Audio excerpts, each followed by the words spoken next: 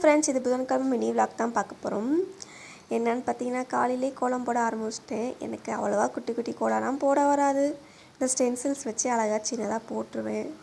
ரோட்டில் ஏதோ ஒரு கோலத்தை போட்டுட்டு இருந்தேன்.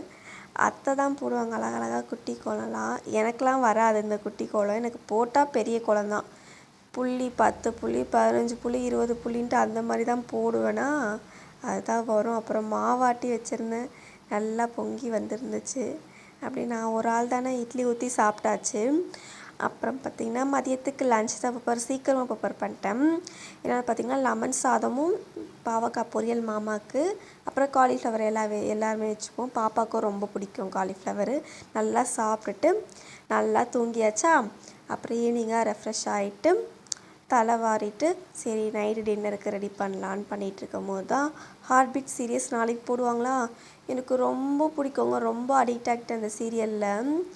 என்ன பார்த்திங்கன்னா, முன்னாடிலாம் பார்க்க மாட்டேன் சீசன் 1லாம். இப்போ சீசன் 2 ரொம்ப பிடிச்சி போச்சா. ஸோ எப்படா வியாழக்கிழமை வரும், எப்படா 12 மணி ஆகும், எப்படா போடுவாங்கன்னு பார்த்துட்டு இருந்தேன். போன எபிசோடில் 1 தான் போட்டாங்க. ஐயனால 1 போட்டாங்க. அப்புறம் பார்த்தா 4மே போட்டாங்க. உட்காந்து பார்த்துட்டேன்.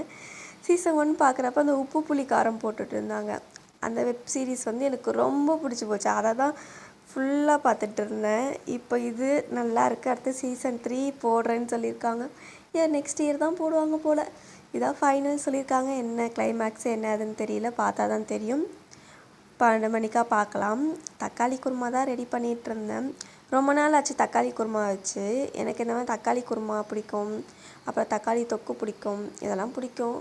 ஆனால் மோஸ்ட்லி சட்னி தான் இருப்பாங்க வீட்டில், அது வேறு விஷயம். அப்புறம் தேங்காய் பேஸ்ட் அரைச்சி ஊற்றி நல்லா கொதிக்க வச்சாச்சு. இட்லி நல்லா பஞ்சு போல் சூப்பராக வந்துருந்துச்சு இட்லி. அப்புறம் பார்த்திங்கன்னா தக்காளி குருமா வச்சு ரெடி பண்ணி நைட்டு டின்னர் முடிச்சாச்சு.